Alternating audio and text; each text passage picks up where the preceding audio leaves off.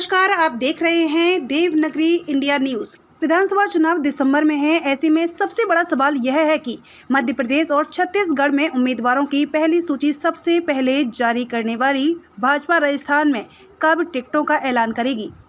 भाजपा मुख्यालय के वरिष्ठ सूत्रों के मुताबिक 25 सितंबर के बाद ही सूची आने की उम्मीद है।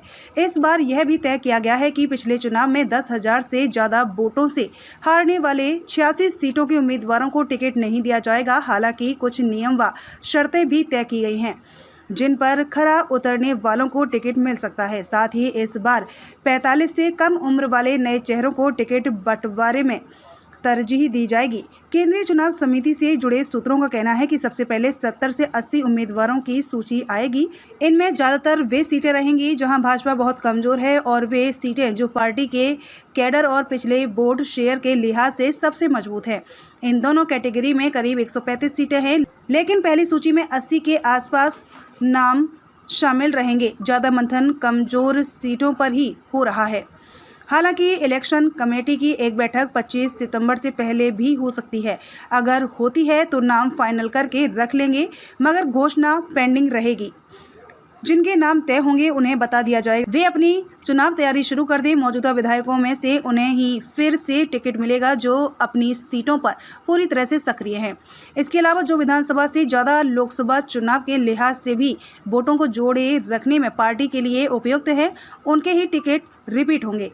4 बड़े कारण जिनकी वजह से जल्द टिकट घोषणा नहीं। नंबर 1, इलेक्शन कमेटी में शामिल पीएम नरेंद्र मोदी, रक्षा मंत्री राजनाथ सिंह और गृह मंत्री अमित शाह 10 सितंबर तक G20 शिखर सम्मेलन में व्यस्त रहेंगे। नंबर 2, 18 से 22 सितंबर के बीच संसद का विशेष सत्र है, सभी दिग्गज नेता इसमें मौजूद रहेंगे। नंबर 3, राजस्थान में इन दिनों परिवर्तन यात्रा का दौर है और 15 से 20 दिन सभी नेता कार्यकर्ता उसी में जुटे रहेंगे। ऐसे में पार्टी टिकट की घोषणा करके उन्हें डिस्टर्ब नहीं करना चाहती।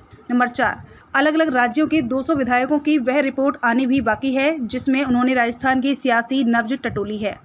टिकट के लिए ये 6 बड़े पैरामीटर तय। नंबर 1, इस बार के चुनाव में 45 साल से कम उम्र वाले चेहरे ज़्यादा दिखेंगे। नंबर 2, जो नेता 4-5 बार विधायक बन चुके हैं और उन सीटों पर नए चेहरों को मौका देंगे। नंबर 3, जिन सीटों पर पार्टी में बगावत व भीतरघात के कारण 10,000 से ज़्यादा वोटों से हार हुई, वहां जीतने योग्य उम्मीदवार का पैमाना लागू होगा। नंबर 4, 28 सीटें जिन पर भाजपा लगातार 3 चुनाव जीत चुकी है, वहां बुजुर्ग और कम सक्रिय विधायकों के टिकट काटकर जिला परिषद और पंचायत समिति स्तर के युवा नेताओं को भी टिकट मिलेंगे। नंबर 5, जिन 19 सीटों पर लगातार 3 बार से पार्टी हार रही है, उन पर 5-6 सांसदों को, कुछ पर पार्टी में शामिल नए चेहरों और कुछ पर महिलाओं को उतारा जाएगा। नंबर 6, भाजपा उन्हीं दावेदारों को प्राथमिकता देगी जो सर्वे में सबसे मजबूत उभर कर आए हों। भाजपा अब तक अलग अलग स्तर पर 5-6 सर्वे करा चुकी है। 33 सीटें जहां हार का अंतर 10,000 वोट से कम रहा, अच्छी छवि के प्रत्याशी रिपीट हो सकते हैं। 2018 के चुनाव में 33 सीटों पर भाजपा की हार का अंतर 10,000 वोट से कम था। इनमें से अधिकांश सीटों पर भाजपा पुराने चेहरों को रिपीट कर सकती है।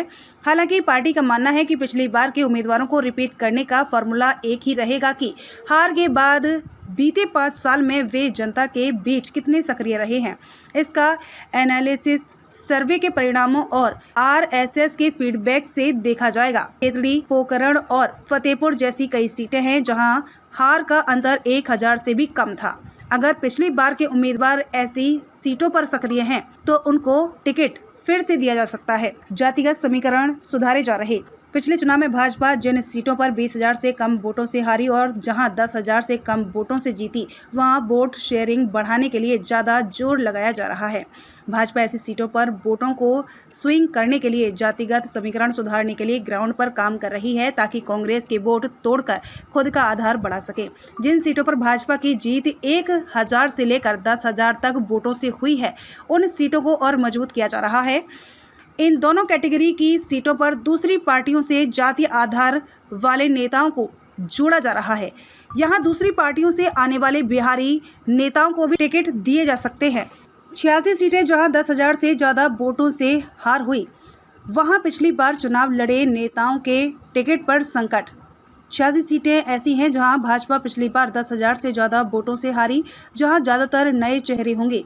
इनमें भोपालगढ़, धोद, गंगानगर, जायल, करणपुर करौली, खींवसर मांडल, मेड़ता नगर, सादुलपुर शाहपुरा, श्री डूंगरगढ़, थानागजी, तिजारा, बल्लभ नगर, विराटनगर, आदर्श नगर, अलवर ग्रामीण, अंता, बागीदोरा, बांसवाड़ा, बारा, अटरू, बाड़ी, बाड़मेर, बसेड़ी, बस्सी, भादरा, भरतपुर, चौरासी, सिविल लाइंस, दौसा, डेडवाना, डेगाना, देवली, ओनियारा, डूंगरपुर, वानसूर, वायतू, गुड़ामालानी, गंगापुर सिटी, हनुमानगढ़, हिंडौन, हिंडोली, जैसलमेर, जमवा, रामगढ़, ढोटवाड़ा, झुंझुनू, कामा, कठूमर, केकड़ी, खाजूवाला, खंडार, खैरवाड़ा, किशनगंज, किशनगढ़, लक्ष्मणगढ़, लाडनू, लोहावट, नाथद्वारा, निम्बोहेड़ा, निवाई, नोहर, ओसिया, पर्वतसर, पेपलदा, प्रतापगढ़, राजाखेड़ा, राजगढ़, लक्ष्मणगढ़, सांचौर,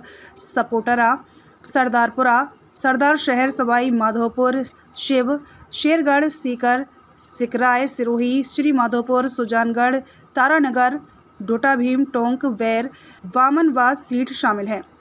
28 सीटें जहां लगातार 3 बार से जीत रही भाजपा, यहां कम मार्जिन से जीतने वालों के टिकट पर संकट। 28 सीटें भाजपा की सबसे मजबूत सीटों में आती हैं, जहां पिछले 3 चुनाव भाजपा ने जीते हैं। इनमें बीकानेर ईस्ट, रतनगढ़, फुलेरा, विद्याधर नगर, मालवीय नगर, सांगानेर, अलवर शहर, अजमेर नॉर्थ, अजमेर साउथ, बयावर, नागौर, सोजत, पाली, सूरसागर, बाली, सिवाना, भीनमाल, रेवदर, उदयपुर, राजसमंद, आसींद, भीलवाड़ा, बूंदी, कोटा साउथ, लाडपुरा, राजगंज मंडी, झालरापाटन, खानपुर सीट शामिल हैं। इस बार सबसे बड़ी चुनौती इन सीटों पर कब्जा बरकरार रखने की है। ऐसे में जिन सीटों पर मौजूदा विधायक उम्र दराज हो चुके हैं और जिनकी लोकप्रियता में कमी आई है, वहां नए चेहरों को उतारा जाएगा। जिन सीटों पर जीत का अंतर 5000 से कम था, उन सीटों पर विधायकों के टिकट काटकर नए चेहरे उतारे जाएंगे। देवनगरी इंडिया न्यूज से जुड़ने के लिए धन्यवाद।